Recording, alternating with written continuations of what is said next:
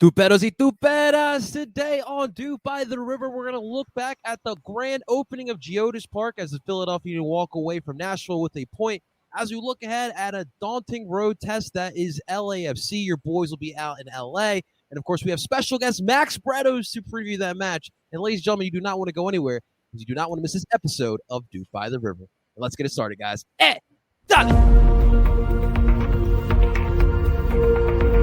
Duke by the River doesn't do anything well. There is not one. I'm sorry. There was no creativity.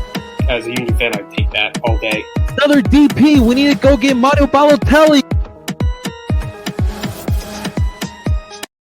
And that is right. Welcome, everyone, to Duke by the River, the show where we follow everything Philadelphia Union. And, of course, we are brought to you by Philly Sports Network.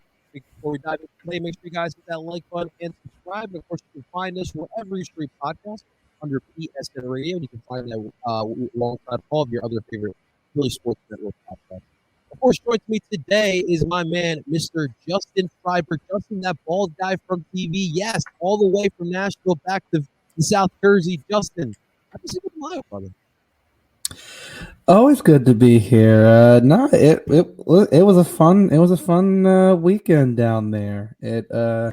I got to enjoy a lot of Nashville. Definitely got some Southern hospitality, and it was a good time. I would absolutely go back for another game. Absolutely. We'll definitely get to your time down there. I want to welcome everyone for coming on, and thank you so much for coming in. Of course, we're going to talk about the Nashville matchup first, and of course, we have our interview later with Max Bretos previewing the LAFC matchup. Justin, so talk to us about just not so much the match, but the outside stuff, the city, Geodis Park, any little tidbits. Obviously, this is a brand new park, and we were the first away visitor. So any tidbits from your trip down there, brother? So I arrived Saturday morning, to Nashville. I will say, there really isn't a bad place to stay because you're, even by the airport, you're like 10 minutes from downtown. So it's not bad to get an Uber down. We had some barbecue down there. It was pretty good. I will say it was a solid brisket. Got to enjoy the big, I would say, pretty touristy area. There's Broadway. There's a section just straight up and down. I was with a friend of mine who lives down in Nashville before that at a brewery with him and his wife, and they warned me of how crazy it can get on this trip, and That's boy howdy, at a certain point we were playing how many bachelorette parties can you spot, because holy crap, it's a scene down there, and like between all of that and the Jack White was in town with the Raconteurs, it was right there, and then you had a nice view across the bridge of Nissan Stadium. It is nice. It's a crazy area there, and that was Saturday. That was a whole mess of things, and Sunday was up bright and early in anticipation of tailgating, and as I said, my buddy John Slape. I will thank him for his hospitality. A good guy, and showed myself, my buddy Rich Ransom, and of course, friend of the pod, Mike Thomas, and his lovely wife, showed us a fun time tailgating with our friend John and some other Nashville SC fans. So where the stadium is located is right over by the racetrack speedway. And so I don't know if you saw any pictures or videos online from some people at the tailgate. We were tailgating in the intersection of the racetrack. Okay. It was fun. It was honestly, the fans down there, super nice. Is the stadium on super- top of a hill? I do need to ask. Yeah, so it's weird. So like everything's kind of lowered, and then the stadium itself is slightly elevated, and the field is a little lower. They dug lower, so the field is the stadium's up, but the field is it's a weird kind of setup there. Is that for groundskeep or? I actually don't know what it was for. That's interesting design. But yeah, it was a fun time. The people we were tailgating with were super Awesome, nice. man. Had some nice home brewed beer, and we had some a solid seafood boil, some shrimp, some sausage, corn, potatoes. Oh my god, I was pretty content. It was some good food. Dude, that you got the whole all the listeners all hungry now, Justin. Oh yeah, no, it was a blast. I mean, we were there from like 11 to like 2, and it was a hell of a time. I mean, I couldn't have asked for nicer people to tailgate with, and of course, the Philly Union fans come out in droves. I mean, That was quite a bit of you. Around 100 or so fans, and if you watched the NFL draft, I'm sure you saw Vince from Philly Sports Trips. Yes. Well, he was there at the game. So talk about a turnaround, a quick turnaround. But hey, man, when that's your job, that's it. But how do we get in that gig, Justin? Yeah, God, I wish traveling to soccer games. You kidding me? That's my ultimate goal is to be. What can we do to be soccer influencers and just get paid to travel from stadium to stadium? That'd be. So this week we'll be going to Istanbul to watch Galatasaray and. Yeah, seriously. Yes, when can we do? How the Cooligans when they went for the Liverpool Everton, the Arsenal Everton game. Can we go for the Everton Man U game? No, screw that. No, screw that. You and I both have clubs in the second division of German soccer. Dude, to me, second division of any soccer league is so much more. Like, it's hard to explain. You know what I'm talking about, though. I've been to a Firth game. It's pretty rocking. I will give it I'll give it that much, but yeah, God, what a time though. Honestly, exhausted, but what a time. I bet, man. I'm glad you enjoyed it. Like, so for my experience was for sports, but it was for football, NFL, and it's a little bit different when, how Eagles fans are. They're traveling everywhere, and legit, we took over Broadway. Everywhere you went, all you heard was EAGLES. So I'm glad that you went because I'm sure, like, you're not hearing a bunch of doop, doop, doop, doop, doop, doop going down, bro. I wish, but that's really not what was going down. But it's a cool town, like, especially if you're down for, like, good times, partying a little bit. There's definitely plenty of that, but it's different. It's got its own character as well. And all those southern cities has its own different types of character. I feel like here, especially even like the architecture, like here you go in the Northeast, like you travel from New York to Philly to Boston. I feel like you see a lot of similar things. So that's what I love about the South. And it's definitely pretty cool. And we need more, obviously more importantly, we need more soccer stadiums. Honestly, it was, like I said, the people down there, super friendly. I actually bumped into a gentleman by the name of Alex, who was friends with my friend John, who is actually a Union fan, from Philly. Has been living in Nashville for a few years, but he's been a Union fan since the beginning. So I was talking with him a little bit Saturday afternoon. Honestly, I like I said, y'all know me. I might talk a big game, but at the end of the day, I love traveling for the sport that we all love, for the sport that has, meant so much to a ton of people, including myself. And people were obviously ribbing, friendly ribbon as you would, when you're an away fan. But even walking around, when we were able to take a bus provided by the team back to Nissan Stadium and walk across the bridge, and people were talking with us and just asking about the game, and people have been to the game were like, oh, that was a good one, you guys are good and all that. And it honestly, I could sense the passion for the sport in Nashville, and That's important. honestly, that's all you can really ask for Yeah. in this time is no matter what, that game in that kind of atmosphere was good for the sport of soccer in this country. It was a big W for the rest of the league, that's for sure, man. But Justin, let's get to some of the action on the pitch because there was a match between both of these clubs on a 4 p.m. kickoff in Geodis Park for the first time.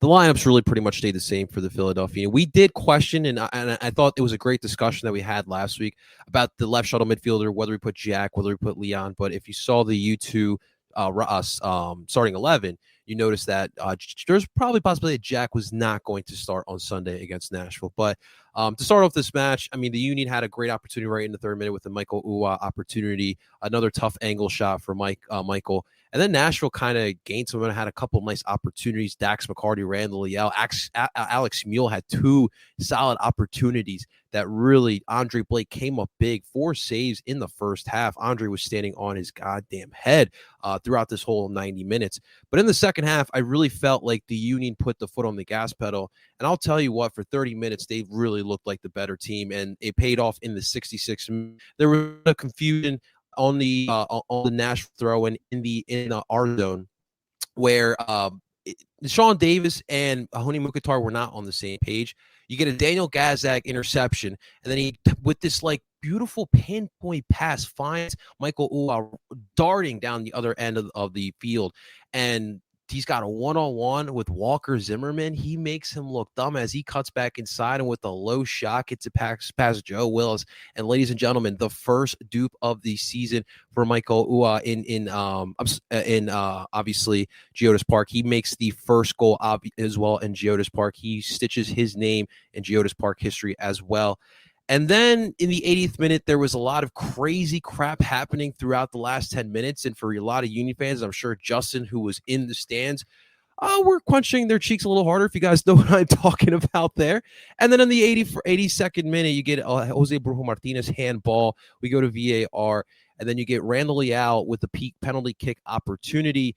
And, of course, Andre Blake, we know how he is, especially when it comes to penalty kicks. My man is in the zone. He was off the line, and it is part of the rule. And the ref was not having it, gave him the yellow, and that I do think that felt like it got in Andre Blake's head a little bit. Randall Leal would take the shot, and looked like Andre Blake took. He studied Randall Leal's penalty kick opportunities because even Taylor Tolman said it on the broadcast. Randall Leal likes going to his right every time he's taking a penalty kick, especially his time with the under-20s in Costa Rica. He chooses the right side. Andre Blake picks it up as well, but Randall Leal just gets enough to get past Andre Blake.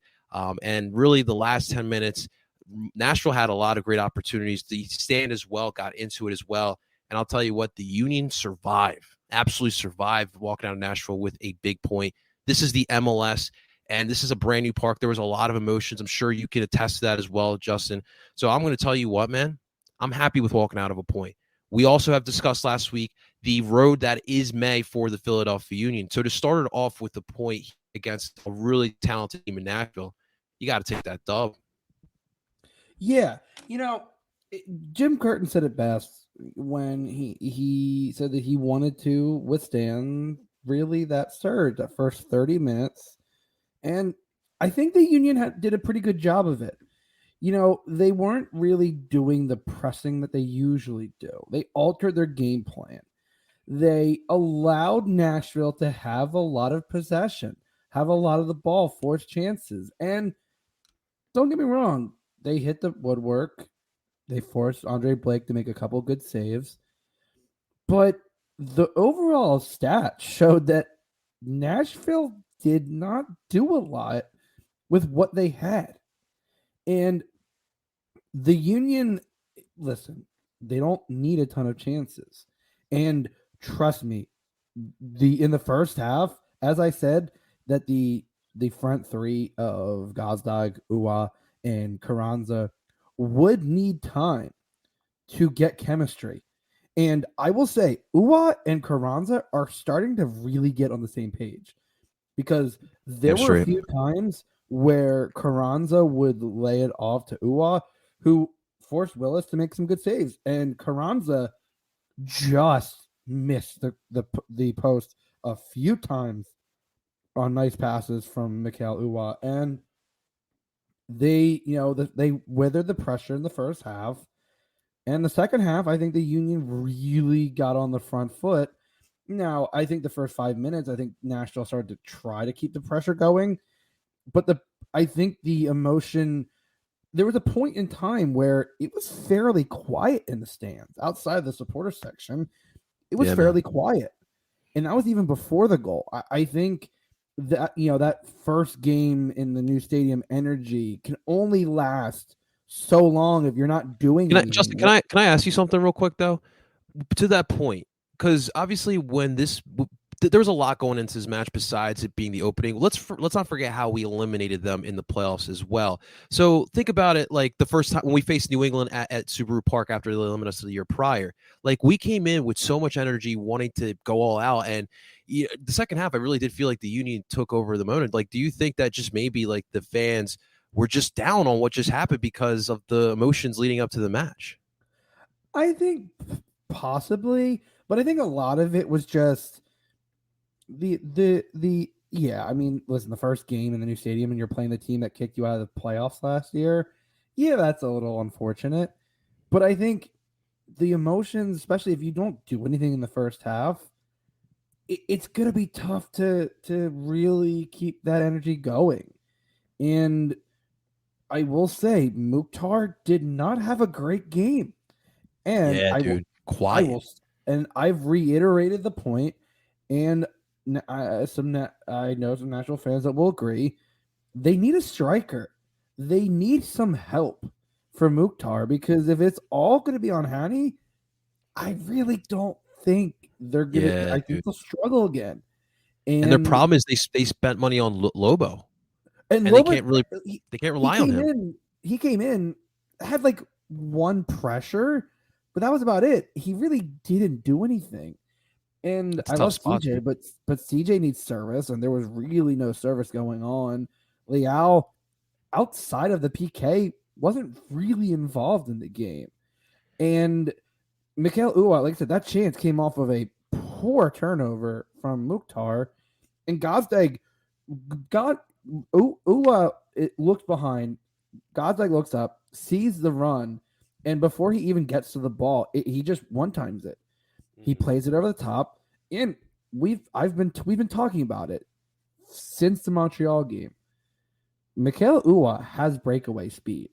It's not crazy Sergio Santos speed, but it is enough to get him in the right positions, and it is enough to keep him in the right positions. And listen, we know he's a righty, and Walker Zimmerman, all he did was he let Walker Zimmerman just run right past him, way overran it, and that gave Ua time to switch it to his right and slip it between the wickets of Highway Patrol Officer Joe Willis. And that was a great shot, smart shot. Oh, and when that went, oh my God, it went silent, and all you could hear was us going fucking ballistic. Did you guys dupe? I would hope you guys duped. Oh my God, it was just like I think after the game, my voice was gone. God, I love this from that screaming. And listen, the Union started to ramp up the pressure, and they started to create more chances. And I thought, okay, maybe they're going to get a second. Maybe maybe we can squeak this out. Either way, like, we got the team. If 1-0, we can squeak this out. And then the handball, and we were in a bad position because it was on the other side. But looking back on the replays, Brujo knew it. Like, he didn't even argue it. And that's when, like, as a fan, as a player, like, if the guy's not even going to argue it, he's like, yeah, that's a handball. And Unfortunately, Andre guessed right, but Leao puts that, and I looked at it, it just passed Andre's hands, like just inside the post. One of those. That He yellow guessed card didn't help right. either. Oh yeah, no, it was it. Well, I think the yellow card. I thought the yellow card was kind of silly, not from Andre, That's what I from the felt. from Chris Penso, because I'm not a huge fan of Chris Penso, but I really didn't think he was. Listen, there's gamesmanship. Goalies getting hit. It wasn't like he was delaying anything. I didn't It even see was him warn him though. Is my like a warning? no, he really didn't. I mean, he was so focused on clearing everyone out from the back. He really. So I always say I don't. I think he was like Andre was about to step back, and then Penso comes out with the yellow card. Like Yeah, I that thought it was a a little silly. man. And 85th minute, you get that PK, and now Nashville for like a couple minutes had increased pressure. It didn't last very long, but and then they had the potential other shout, which the more Man. annoying part was that they stopped the play because typically for VAR checks, you're supposed to go once the ball has gone out of play. But the more frustrating, I think, for everybody was that he went over and then nothing happened. He did a drop ball. Like, why waste everyone's time? If the VAR official thought it was a check and then you say it's nothing, then you don't have to check. Like, you don't have to go over. We would never have known if that was not going to be a check. And the Union, they had a chance or two towards the end after that, but I think at that point they were okay with walking out of Geodis Park with a Agreed. very well earned, hard earned point. And I will say, like, people were like, oh, they could have gotten 3. It's like, yeah, but like they really they played their game, and it wasn't like in Montreal where they had a poor second half and they should have won. This was a game that you could have stolen 3 points. You had an opportunity, but you're pretty happy with a point. Honestly, that atmosphere of the stadium was loud. It was rocking. It was exactly the atmosphere. I will say though, the every other color seats, I think they're trying to do to maybe not show if they ever don't sell out games, because at some points I couldn't tell who was a seat and who were the seat. And they also have a weird section right at the corner flag, right by the tunnel. I did see that. Which is the bar seating. And it's not even that the bar seating, which I think it takes away from, because those are prime seats and you're using that for like bar seating. It's the fact that they're a different color. They're gray. Yeah. It's weird looking. But no, great game overall. I think the team really did well to, try to, like I said, they changed their strategy in the first half to try to withstand pressure, and they did that very well. I think outside of the mule chance, I really don't think there was anything crazy, crazy good that Andre was forced into making tough saves. So overall, 4 saves at halftime is a lot. But that's the thing. Like, outside of the mule save, I mean, there were some decent saves. Mule had the best chances in the first. I think that's the thing. Mule had the best chance. Outside of that, like, Andre had to stretch for a couple, but not anything that he hasn't done before. Like, that Mule save was just freakish, and even for Andre, that was just ungodly good. Well, it's interesting, and I want to focus our attention only on Flock, because obviously last week, Justin, we brought up the theme, the topic of the left shuttle midfielder, and we saw how there wasn't not a lot of attack coming from that left side.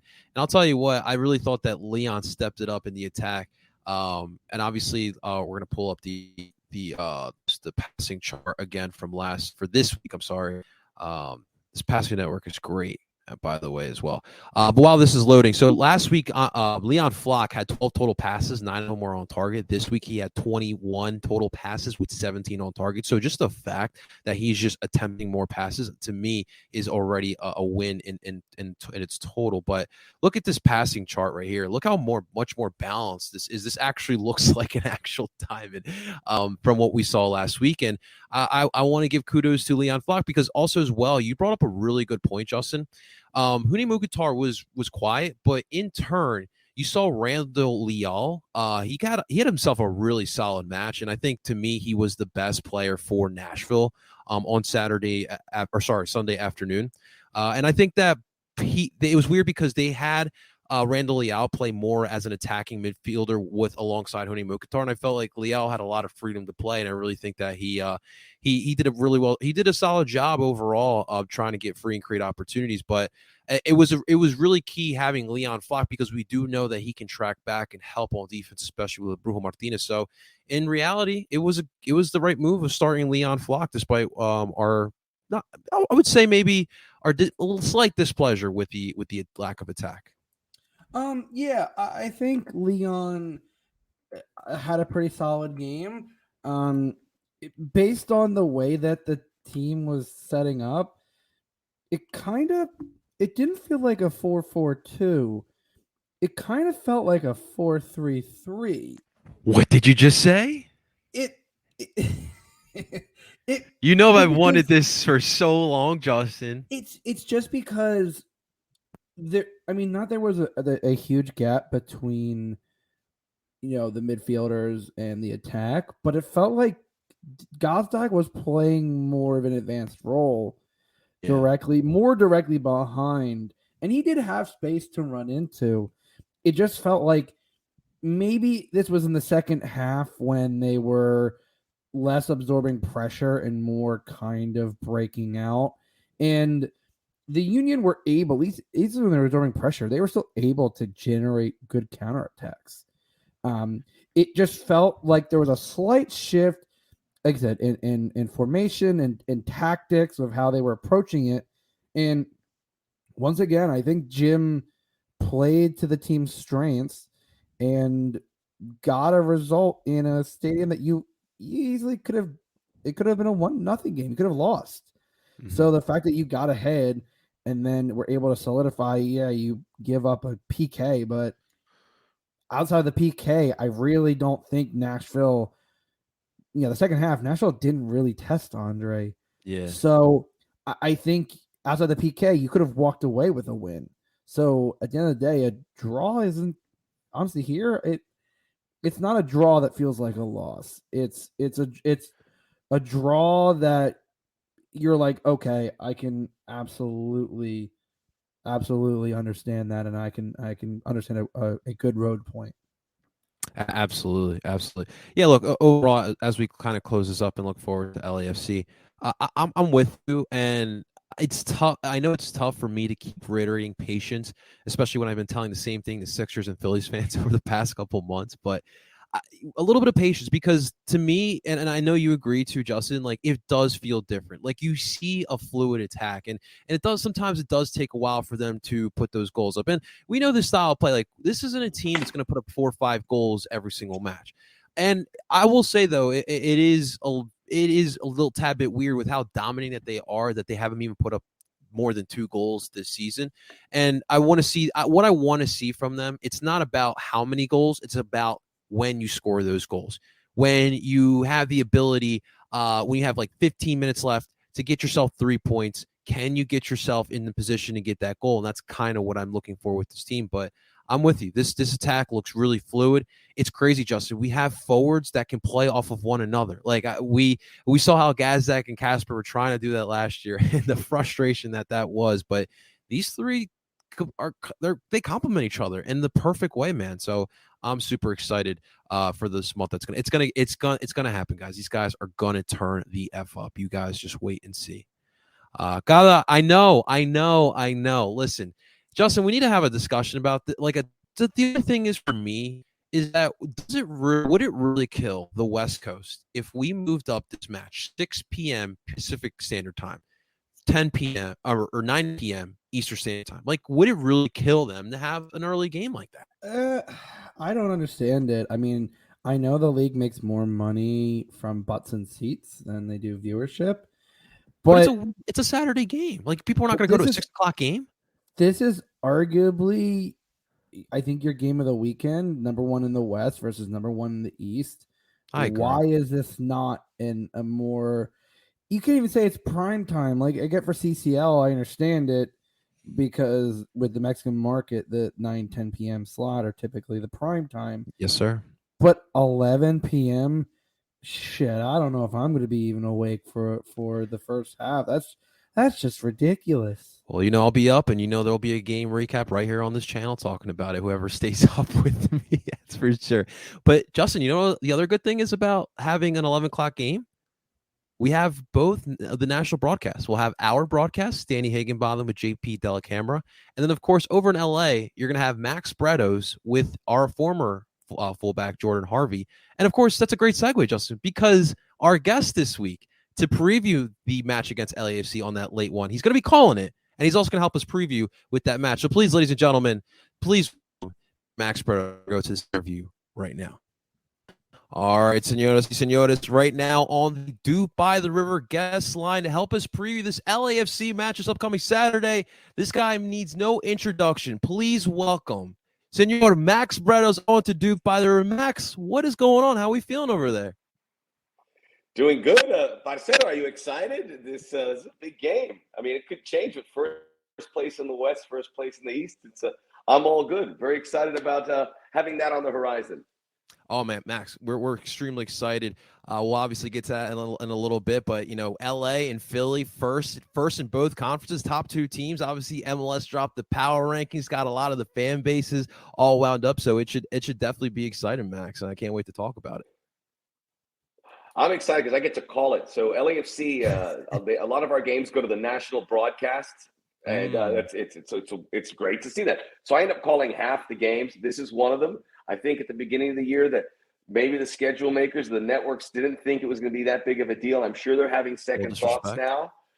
No, a little more for you guys, Yeah. That's right. Always. You guys have earned the respect. I'm a huge fan of what Philadelphia has been doing. I actually spoke to JP Delacamera and Danny Higginbotham this week about it. So to hear how excited they're about the club is a good sign. Nothing but the best for that team, except on Saturday. Absolutely. Shouts out to JP and Danny as well. Danny, big friend of the podcast as well. But we have a saying here, Max. I'm sure you've heard of it before. No one likes us, and we just don't care. So we'll definitely take that, Max. I like you guys. But I appreciate you guys not caring. You shouldn't care. Absolutely. Well, Max, listen, you have a well-decorated media career. Obviously Fox Soccer. A lot of people forget about your Fox Soccer time. Of course, working with ESPN. I remember watching you on SportsCenter all the freaking time growing up, just loving you bringing the news to us. But you decided you must have been up. You must have been up late at night. Oh, don't tell my mom, because that how Latina moms are. We had a curfew, no TV, homework. A la cama, sí, señor. But you chose LAFC. You've been the commentator there since the inception. I wanted to ask you why this league, why LAFC as well? For obviously, over here in Philadelphia, we're trying to grow the legitimacy of this league. Obviously, you know how the city works. So for you, going over to LA and why this league? It was easy, and coming from a soccer background, I went to ESPN. I wanted to do that. I wanted to be a SportsCenter anchor. I mean, that's what everyone wants to do, and it came to fruition. And as I was covering the sports, Connecticut's a lovely place. I want to say that. But my issue with working there is I worked every Friday, every Saturday, every Sunday for 8 years, and I was like, all right, I'm sure I could enjoy Connecticut a little bit more if I had my weekends. Didn't spend a lot of time with the family, but it was an incredible place to go. I got so much better at what I did, and I got to cover all the sports. But what I realized is that I wanted to focus on soccer, which I did prior to that. And, you have something, and then you go, and what you had was so great that you say, you lean back into it. So when I heard the LAFC opportunities coming up. I lived in LA working for Fox prior. My wife is from there. My son was born there, and LA's become home. Originally from Miami, but LA has become home. And when I saw this, that not only did I want to get back into soccer, to get back into Los Angeles, to this project we're doing. And I met Tom Penn, was the president at the time. We did a tour of the stadium, and I'm like, got to be part of this. And it's been so fulfilling, and it's been a lot of hard work. It's been, going from a big national media company to working for a club. It's a different skill set, and you work different muscles, but getting hands-on and being with that club and creating those relationships has been phenomenal. And it's I want to be part of this league, man. I know this league's got a long way to go, and maybe many years after we're dead and buried, this league is at the top of the American landscape. And I wouldn't be able to say it at that point, but I would take satisfaction wherever I am, looking down, because it's going to take a lot of work. But I wanted to be part of that, just like you do, just like so many other folks want to be part of building that foundation, because it's still this league is still in diapers. Yeah. 26 years old, and no league when it was that young was ever considered so well. It's improved in so many ways, but we know there's a lot of work to do, but that's real satisfying work. I completely agree with you. I mean, both of you and I, we grew up in America, but we also grew up with Latinos in America. And, for most Latino countries, soccer is a really big deal. And it's always been interesting, since the inception of the MLS, trying to mesh the MLS with the other leagues. And a lot of people by the other leagues, I mean like the NFL, the NBA, MLB, NHL, etc. And it's always been a difficulty with that. But Max, we do have some good news. It appears as if the MLS have jumped the NHL in popularity. So we are taking those little W's here and there. So we'll definitely love all of that for sure. It's a growth sport, and we're going to keep getting those W's because it's limitless. It's MLS just has to work on a few things. The games, people come out in numbers. That's set in stone. We need to create more fans and feel that passion we do. I always know that people have a little bit of time for soccer, and MLS has to compete with the Premier League, La Liga, Liga MX, everywhere, and you can watch so much. But I always encourage people wherever you live to kind of align yourself with MLS. It's our league. It's in your backyard. You can go actually see games. You can be part of supporter groups. You can the clubs give you as a fan a lot of power if you want it. They want it. They love to see fans come out and say, I want to be part of it. What can I do? They're like, here you go. So it's a good, there you go. Here, go get me a cup of coffee. I'm just kidding. But it's if you love the sport, this is a chance to make it in there. I know it has this perception like, and some people have the perception without even watching a game.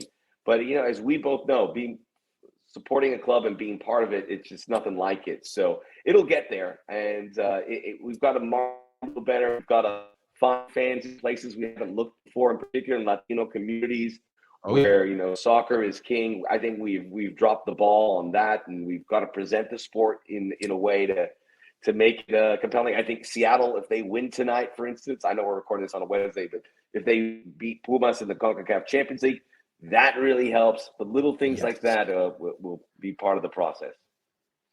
Absolutely. Like you mentioned a really good point. I mean, here in Philadelphia, Eagles run this freaking city. Like there's no denying that.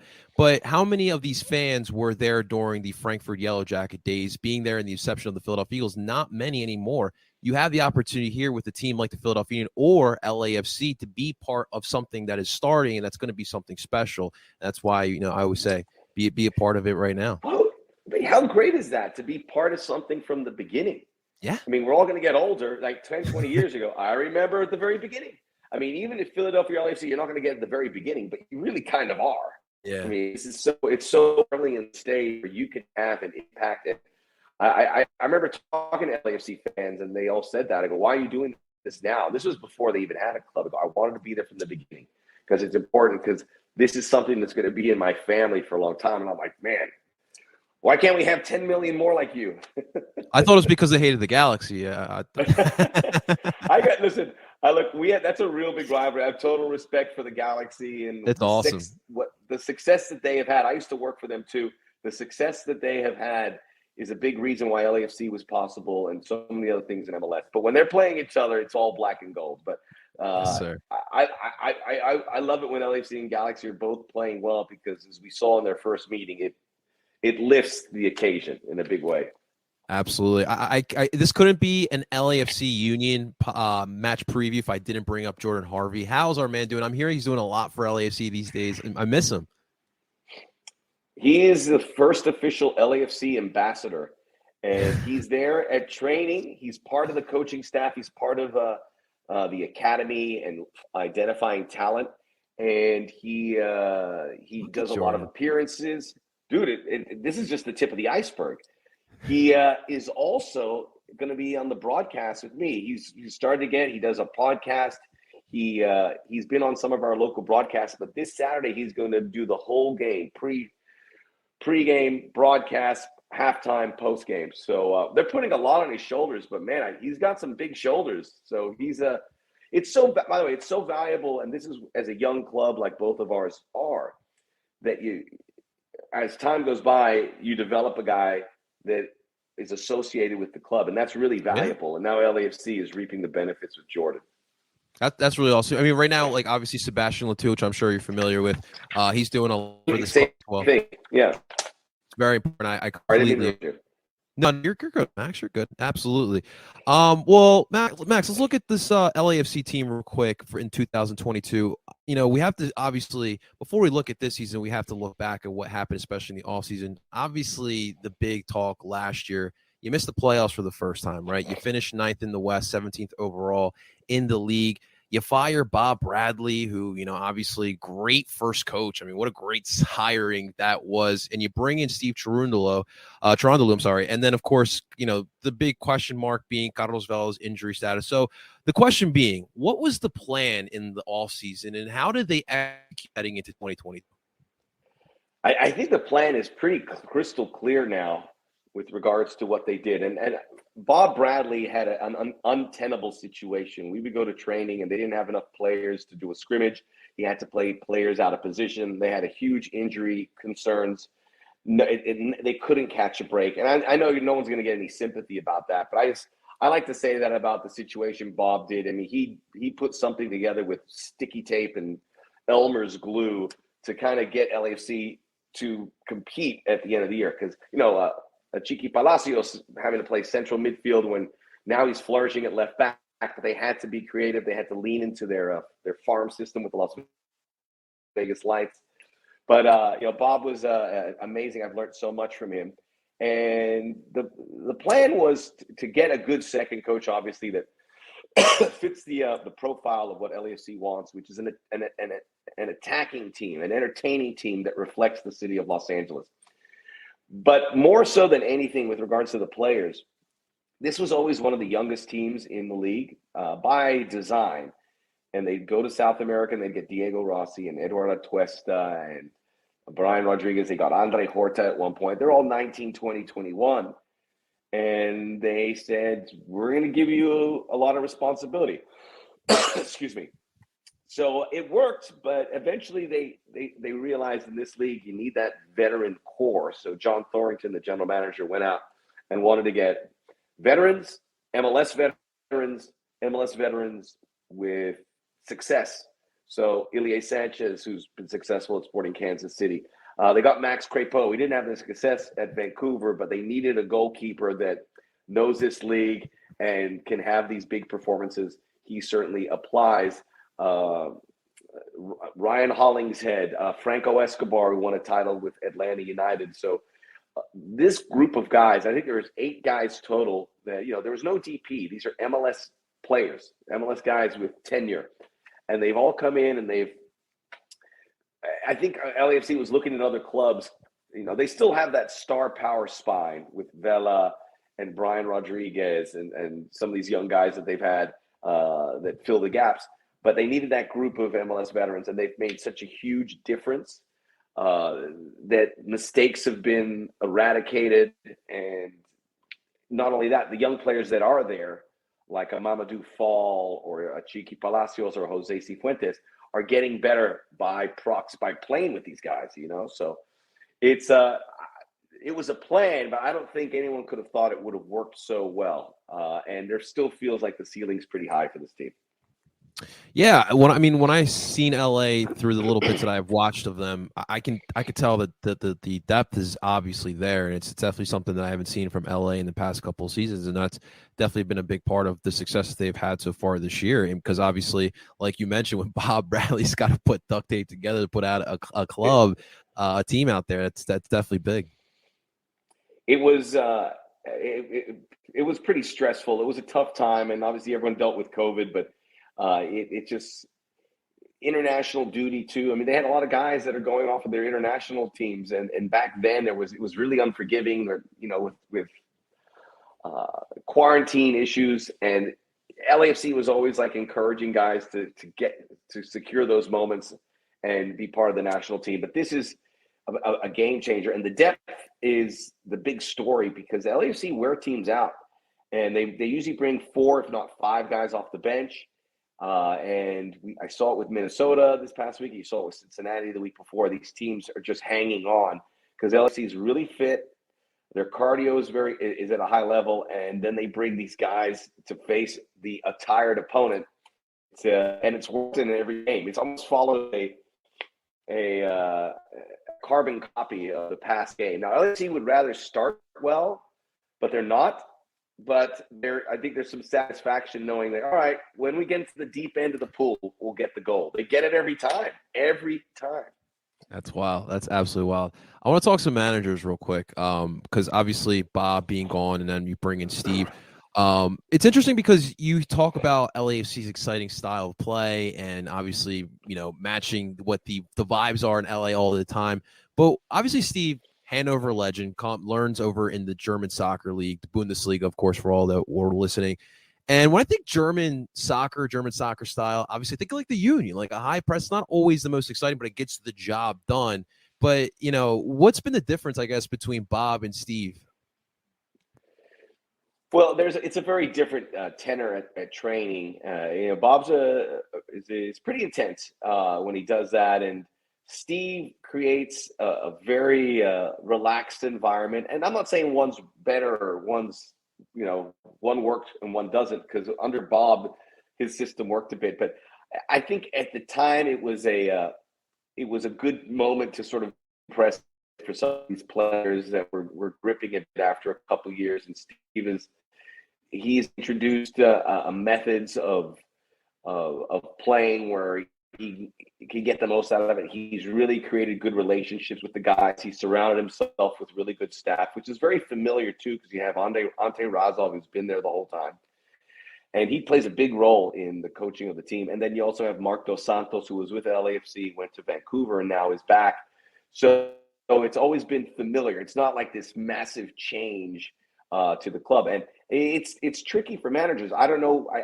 I've talked to Steve about it. What would your vision to play be like? Because when you come to LAFC, you kind of have to be close to this mission statement that they've had. So you can't come in and say, "Hey, we're going to play like the Union. We're gonna have that press, and we're gonna be a team that's gonna play a low block and hit you over the top." He goes, and that is not up for debate.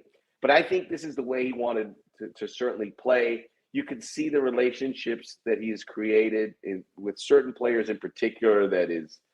It's so a good place to be around. And granted, there's going to be a time here, maybe it's Saturday, where they hit a bad patch, and we'll see how they respond.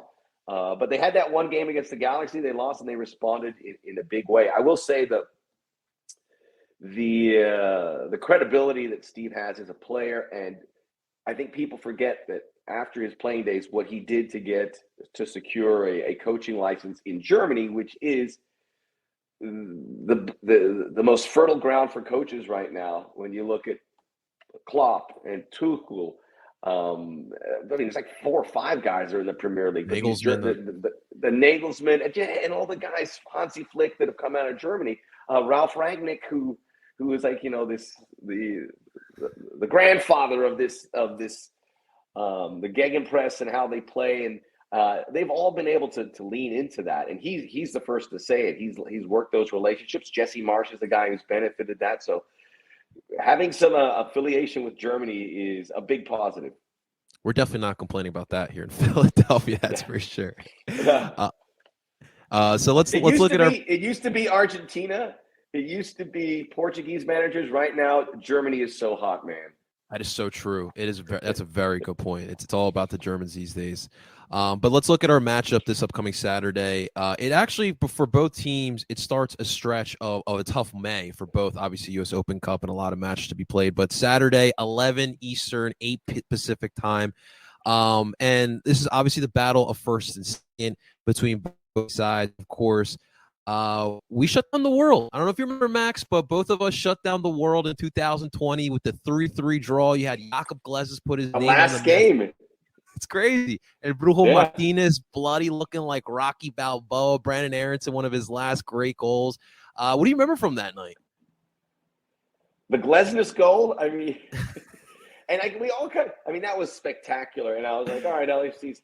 But it clearly was the clouds of COVID coming in, but it was now that we've gone through it all together, we really thought back then, okay, the league might shut down for a couple of weeks and we'll be back, and then it just blows my mind, because we even thought that, okay, all right, and we were preparing maybe stay at home for 2 weeks, and then it just snowballed into something we couldn't believe, and our world has never been the same. But it's funny you mentioned that, because I was thinking of that too, and it really is a bookmark for our lives.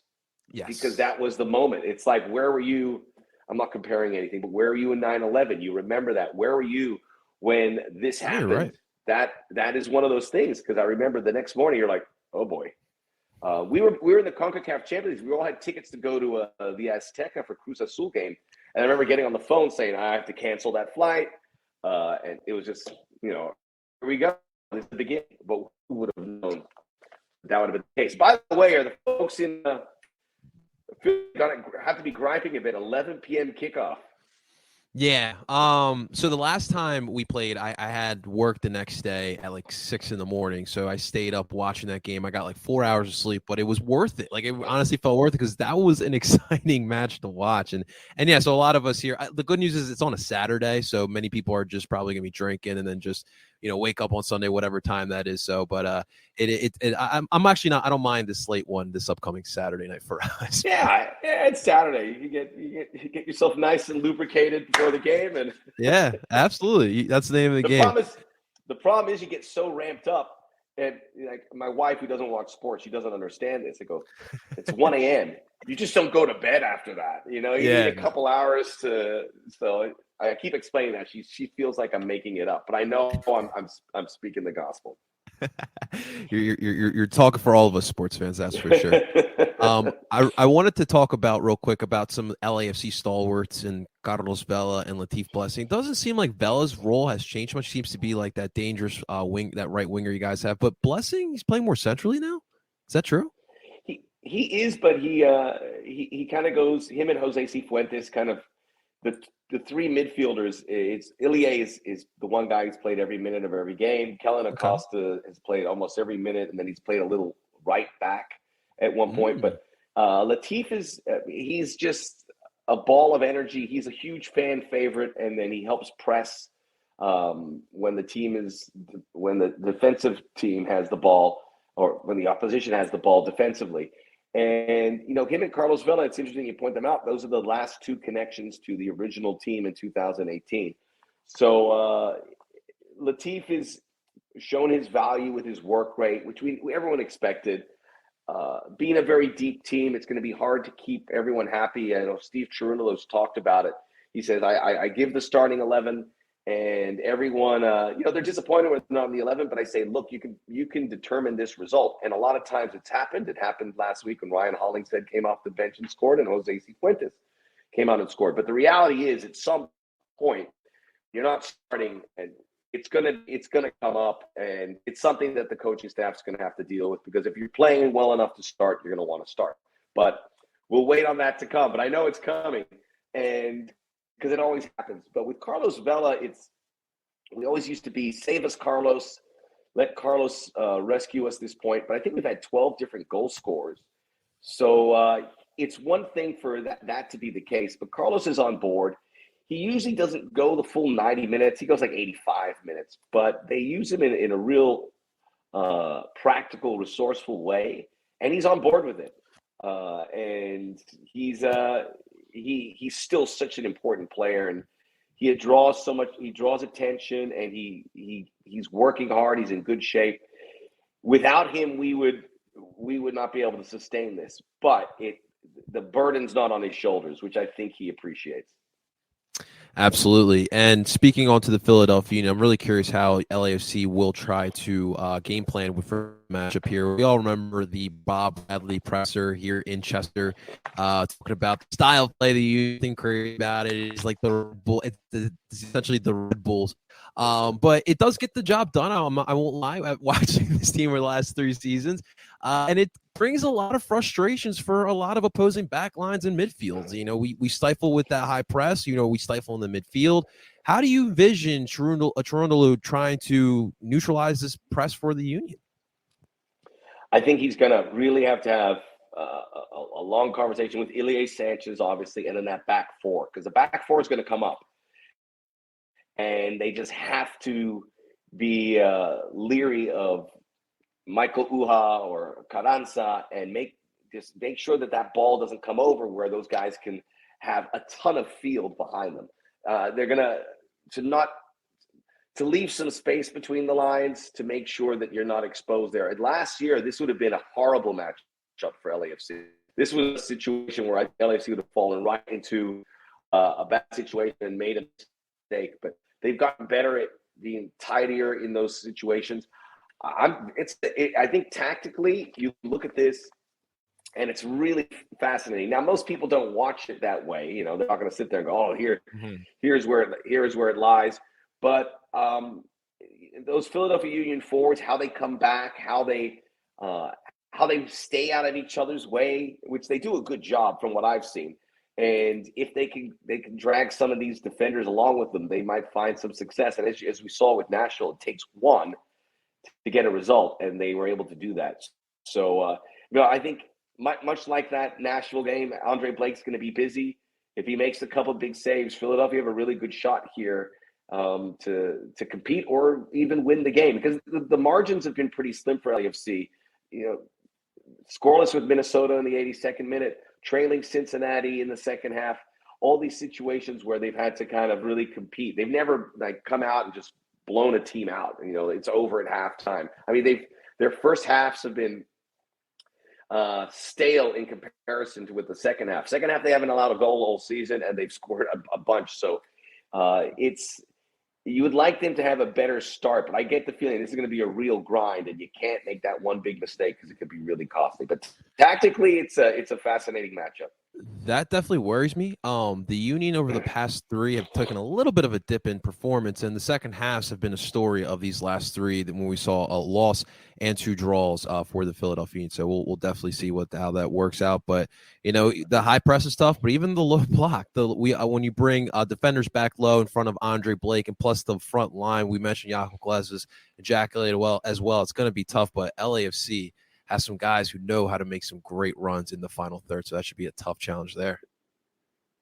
Yeah, they're Brian Rodriguez is still on the mend with a hamstring injury picked up against the Galaxy. Ismail Tajuri-Shradi, which I have discovered since we've been – exactly. So every time I have a conversation with someone who works for an East Conference or is affiliated with an Eastern Conference team, and I bring up – and I did this with Orlando and with Cincinnati and Miami – when I bring up Ismail Tajuri-Shradi, they roll their eyes and go, "Not that guy." And I was like, I realized what an assassin this guy was.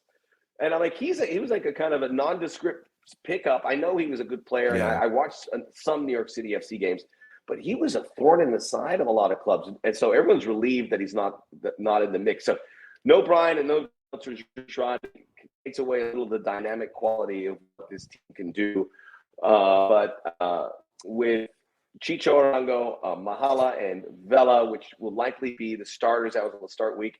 Danny Okay. Masovsky has been this guy that is just screaming for minutes. He could be a starting center forward for a lot of MLS teams, but he's just worked so hard, and you'll see him. He's becoming a fan favorite here, and he is just demanding minutes. So, I mean, I wouldn't be surprised if he started maybe this game or the next, because he's played really well, and he's just a natural-born finisher. He has scored just in his high school and college career in Nevada. I mean, just an insane amount of goals. He's just really good in those situations, and that benefiting with the time with LAFC, he's become a really polished striker. So there's still options. There could be more, but it's still pretty dangerous for LAFC.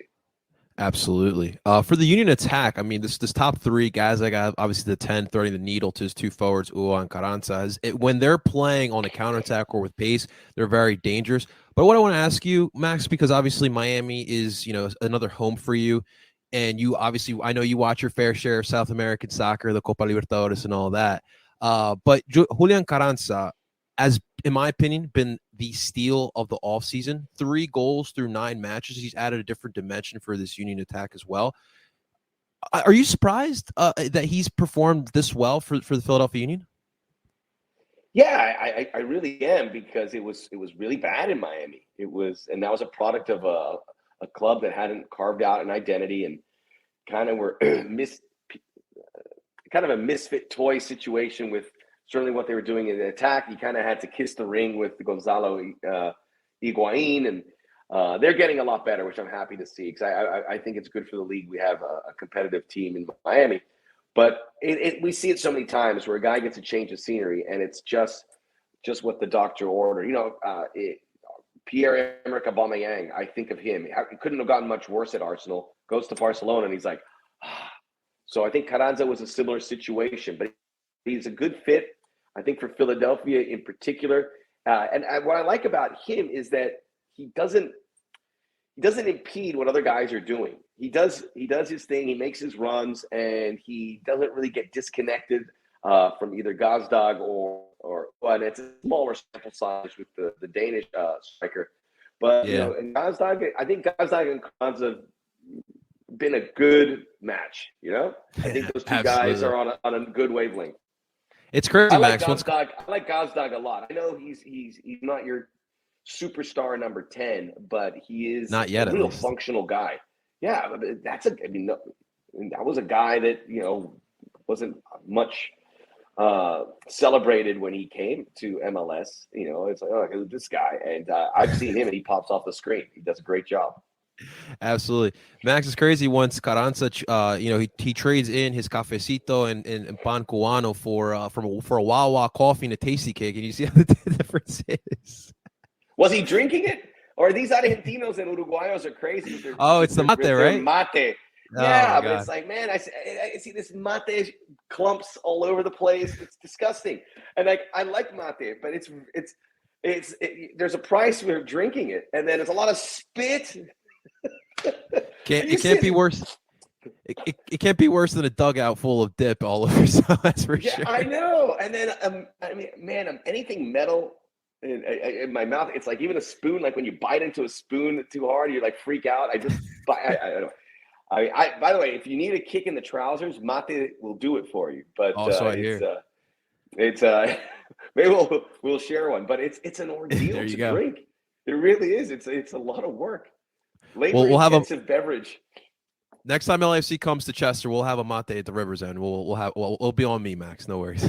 All right, that I would like. I'm sure we'll enjoy it. Let's go. All right. So before we end with this matchup, real quick lineups with the formation prediction. With the lineups, what I think is going to look like. Yeah, it won't be much. It won't be much different than the game. Who they call Minnesota that LAFC played. The only guy I think Franco Escobar played. He came back from an injury. Ryan Hollingshead may come in, and it might be either Latif Blessing or Jose Cifuentes. But I don't see anything changing. Maybe a thunderbolt comes in and Danny Masovsky comes in for Mahala, perhaps, because they could play with the 2 number 9s, which is something I would like to see. I don't think it would happen, but I think by and large, the lineup, there's no suspension issues, that it's going to be at least 8, maybe all 11 players that played against Minnesota. And I think, I mean, this is an easy one to predict. I think Philadelphia is the same way. I think you can predict it's going to happen. The 11 they're going to play. They don't make a lot of changes. No, what a delight to call their games. Yeah. You can just use a lineup card from last week. Boom. That is so true. So true. Well, since this you want some change. You want to mix it up a little bit. You do. Well, we'll see, because with this month, I mean, for both clubs, we have a lot of matches, so probably we'll see some rotations for both sides. So we'll see what comes about that. But this is a Union podcast, and for the fans listening, from you, Max, what do you think is the key for the Union to walk away with 3 points in Bank of California Stadium? I think Andre, they've got to be meticulous in the LAFC's attacking third. Now, LAFC has had a lot of chances, but they've got to work a little harder to have that gilt-edged chance, which is going to have a 90% chance of going in there. So I think defensively, Philadelphia, be very patient, because LAFC are becoming a much better passing team. And this is terrible that I'm giving you this what does Philadelphia, how did you get me in this situation? And look, and if you catch that back four asleep, or if they are a little bit too far up, then you make them pay. I think if Philadelphia get a goal, it's going to be of that variety. And, Ua looks really fast. So, I mean, maybe this is the beginning of a guy settling into Major League Soccer. And this could be the beginning of Philadelphia showing that they could be massive. They've done a great job. They've done a great job to stay this whole season in a tricky schedule, and finding a group of guys. I love the kids at Philadelphia. I think they lean into them still. Jim's such a straight shooter, and he gives opportunities when they are warranted. But I like that little pop. Maybe Philadelphia got a little pop off their bench. It could be the difference. Awesome stuff. All right, guys, that does it for the interview with Max Bretos. So that got cut off just a little bit. The end of that, we had a great question that I actually will put up on this YouTube channel. I'll just have to edit it a little bit. We had an issue with Max's cell phone and the connection and his mic. So we'll definitely have that up, because it was a good discussion about being a Latino in sports media today. So we'll definitely have that up so you guys can check out that end of that discussion. But real quick, big shout out to Max Bretos. Some great insight on LAFC, obviously having a great success. Justin, for you, kind of takeaways from that interview, and how are you feeling about this matchup, man? It's a big one on Saturday night. My takeaway is, I mean, I've loved Max as you said, growing up. Like he was on TV. If you were up late, you caught Max.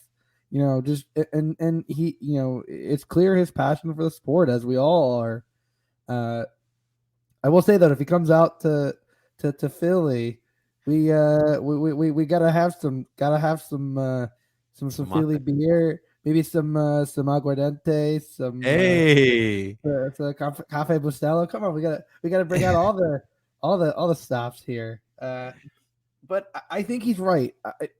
Steve Cherundolo is a good coach.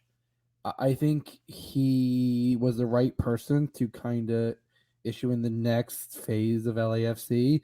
As he said, you bring in all of those veteran presence, the Ryan Hollingshead, the Cal Acosta, the Ilie Sanchez, Franco Escobar.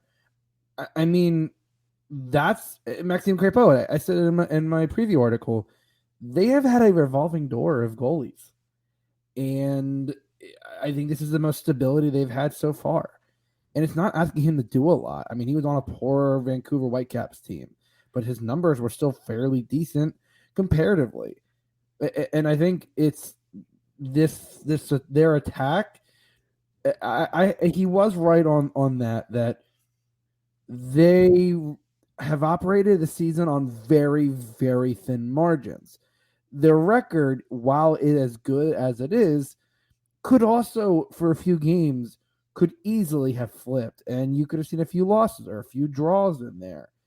And so I think he understands that, yes, this is a very good team, but it's a team that still, I think, is starting to really pick up what Steve Cherundolo is putting down. Mm-hmm. And I think it's going to be a fairly interesting matchup.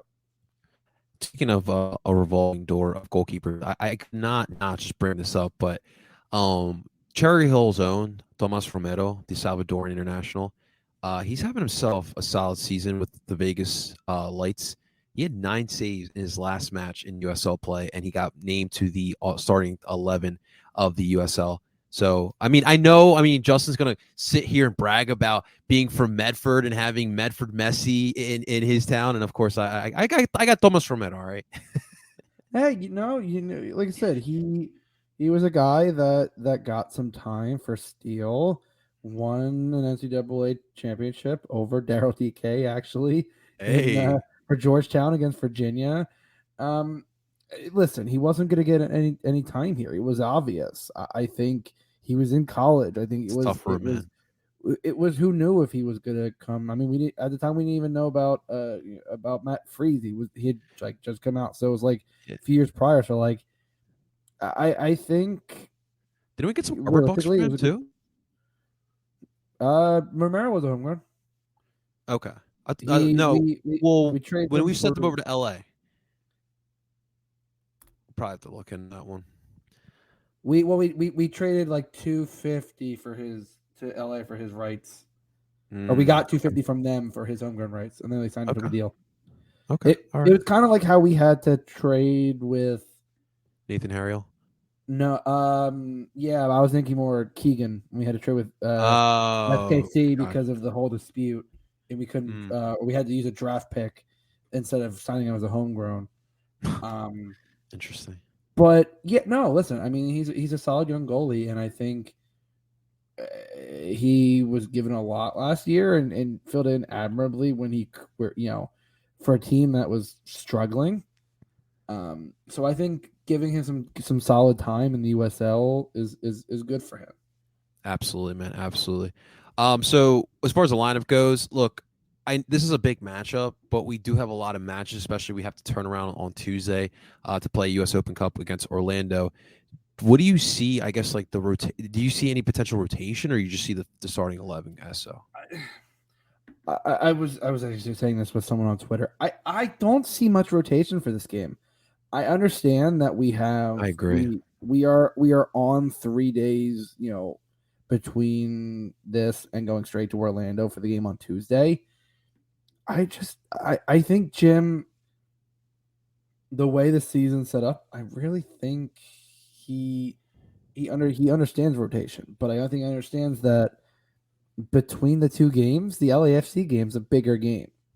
Yes, and so the only rotation that I could see for this game, maybe Leon or Ali. Leon looked like towards the end, he got subbed off, but I know Ali didn't look like, I don't know how serious of an injury it was, but right at the end of the Nashville game, I remember that. He looked like he was kind of struggling a little bit. At his age with the hamstring issues, how it kept him out a bit last year. Other than that, I don't see much rotation, to be honest.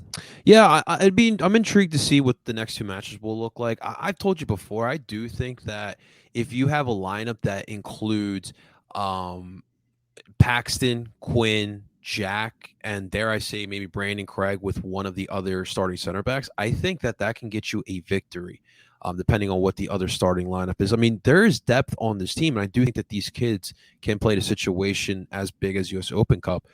So I'm really intrigued to see what Jim does with rotation goes in these next two matches. Yeah, absolutely. I think at the end of the day, I think Jim's going to try to put up the strongest lineup he can, but he also has a deep squad, so rotation will be there. But I just don't see much for LA. I agree. Put the usual 11. All right, Justin, give me your prediction. I would love to say that we would smash and grab and take 3 points from LA. Huge, man. We've never won at Bank of California, right? Well, we've only played 3 times, or this will be the third time, right? Because 2018, 2019. Oh no. I don't know if is this the second time? This is I remember playing in 2019, and we got killed. I think Fafa Pico was on that team. But I'm trying to think. I thought we played the Galaxy that year, but I honestly, it's my memories. I mean, regardless, I mean, in general, I just feel like we always just struggle in the West Coast since I've been a fan of this team. Yeah, I think it's especially with the time that my illogical heart is going, 1-0 victory, smash and grab, take all 3 points. But the realist in me, the analyst, the writer, the tactician, all the logical aspects, I'm feeling a draw. I'm feeling another draw. And I know 2 points from 2 games is not great, but when those 2 games are Nashville and LAFC, I think you've got to take it when you can because, again, you have the Open Cup game against Orlando on Tuesday. You have Red Bull the following week. You have Portland the following week, so you have Inter Miami the 18th. You then travel to Portland, which I think that both of those games are more winnable. And then you have the Revolution. So this is really your tough stretch. I would say including Red Bull. So if you can get out of the West Coast with points in both games, I think you have to take it. And so it might not be the thing that Union fans want to hear, but I think this game ends in a I'm going to say a 1-1 draw. I was going to go 2-2, but I think, as Max said, LAFC's left it late on a few games in recent memory. So you got to play 90. I have a feeling it could go late in terms of equalizing. So I'm feeling a draw. Okay. And yeah, man, right now it's really tight in the top of the East, so you want to make sure you keep on ground as well. And I did look it up, Justin. So head-to-head record, we played the first time on June 30th, 2018, their inaugural season in LA. That was a 4-1 victory for LAFC. And then there was the 2019 match, obviously LA here in Chester. That was a 1-1 draw. And then, of course, the match that shut down the world, the 3-3 draw on March 8th, 2000. Okay, so one win, 2 draw. Well, 1 loss, 2 draws. Not terrible. Yeah, that makes sense. Absolutely, man. Absolutely. Where are you gonna be watching this match? In my bed, assuming I'm awake. I mean, 11 p.m. is late, man. Maybe the first. What do you do all day? Like, how do you stay up for this game? Like, I honestly. I don't know if I will be able to stay up because tomorrow night I have my in-person D&D session, first time in 2 months. Nice. And then Saturday morning, Sporting Serotonin's final game of the spring season. We have an 8:15 game over at Holy Family. So and then I'm we're grabbing some breakfast, and then I'm going to see Doctor Strange at like 3:00 over at the Northtown Mall. So it's gonna be a busy day for me. I don't know if I'm gonna be able to stay up. I can't. I realistically can't peg maybe the first half if I'm lucky. I hear you, man. You and a bunch of others are in the same boat. Absolutely, man. But hey, guys, that's going to do it for today's episode of Duke by the River. Really big shout out to Max Bretos for hopping on in. Really appreciate it. Really a dope interview and a memorable moment in this this podcast's history for sure. Ladies and gentlemen, thanks again for listening. Of course, make sure you guys do subscribe. Of course, make sure you guys like as well if you guys enjoyed the content. We do broadcast all the live portions here through El Parcero Phillies YouTube channel. And, of course, you can find us wherever you stream podcasts under Apple, Google, and Spotify under PSN Radio. Ladies and gentlemen, that is Justin, that bald guy from TV Friedberg. Of course, I am El Parcero Philly, and we're telling